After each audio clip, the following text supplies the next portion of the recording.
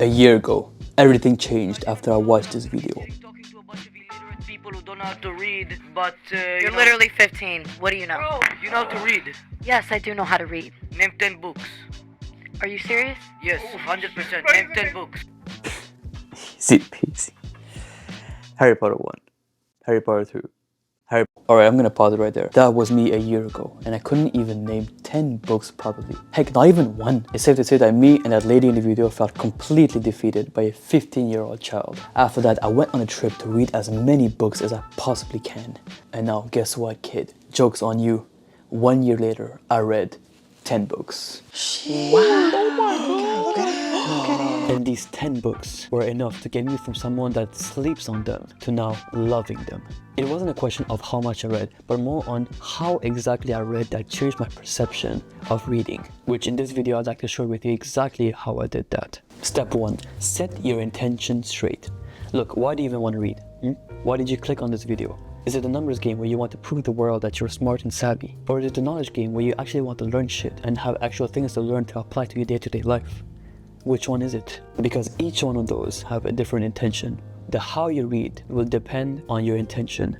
Online, you'll find countless videos claiming that they have read 100 books in a single year. While that is indeed an impressive feat, one has to wonder, why? Why read 100 books in a single year? What's the actual point? Now for me, 10 books doesn't seem a lot on the surface. However, it truly allowed me to grasp the concept slowly and in return apply many of those concepts to my day-to-day life. If I read 100 books, I would be overloaded with information, right? You don't want to be in a situation where you are seeking books after books after books. After all, you don't want to be overbooked with books, right? What I'm trying to say is that the how you read matters. Speed or quality, and the where you find the books doesn't actually matter, because you can actually find books almost anywhere you go, right? Libraries, Amazon, bookstore, whatever. What I'm trying to say is that I don't recommend for you to download it on PDF. After all, these authors deserve to get paid, right? Step 2. Start dust easy. Now, this might be a bit of a controversial thing to say, but I have started with mangas and comic books.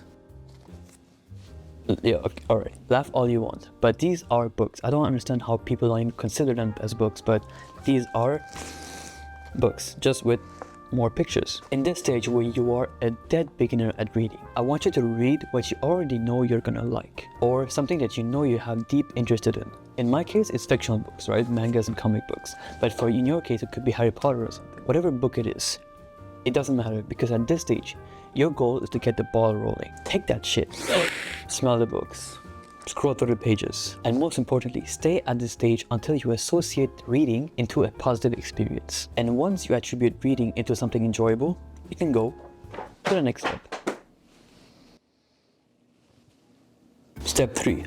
Read denser book, but keep it easy. Now it's time to take books that have more density than the previous step. For example, if you were reading comic books, go to novels. Or if you was already reading novels, go to more slightly complicated books. But the tricky part is choosing a book that have an easy language for you to follow. Let me show you what I mean. Now let's take this book as an example. Marcus Aurelius, Meditation. And let's read the first page. From diagnetitis, to avoid empty enthusiasm, to disbelieve all that is taught by miracle mongers and quacks about incantation, exorcism of demons, and oh my fucking god, I'm so fucking bored already.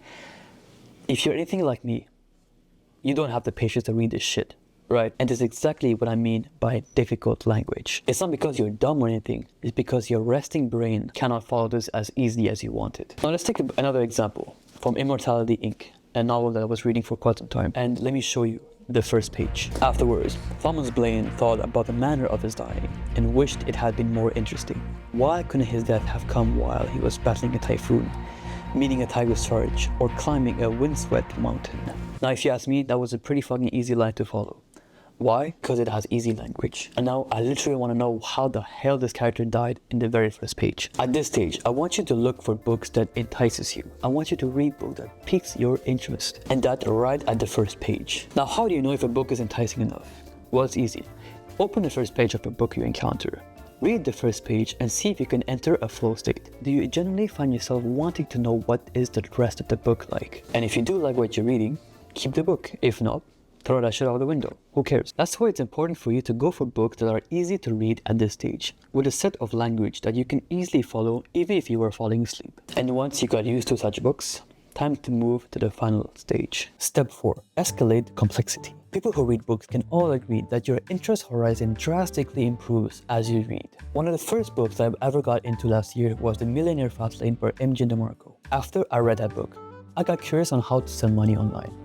What? No, selling online courses online, which made me read Dot-Com Secrets by Russell Brunson. And after I finished that book, I got curious on his next book. And somehow, while I was doing more research on selling a course online, I stumbled across YouTubers who have convinced me to get into more books, such as The Way of the Superior Man or freaking 48 Laws of Power or something. You see, this is how it begins, right? This is how it escalates. The more you read, the more you get curious about things. And in the process, you also increase your language complexity tolerance. Remember what I said, you're not dumb. When you read, your body automatically falls into the resting zone. As the resting zone, your brain does not want to work. That's why that when you read, you sometimes fall into the zone of sleeping while reading the lines. This is why you want to choose a book that has an easy language for you to follow. Like even when you were sleeping, you can still follow. And the more you find yourself reading over time, the more complex the books get. In short, progressive overload.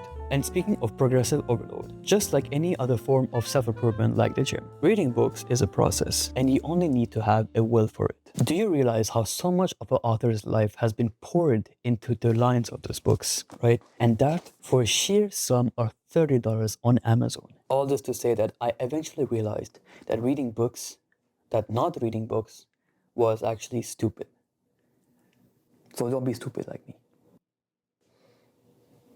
That was my final message. Read books.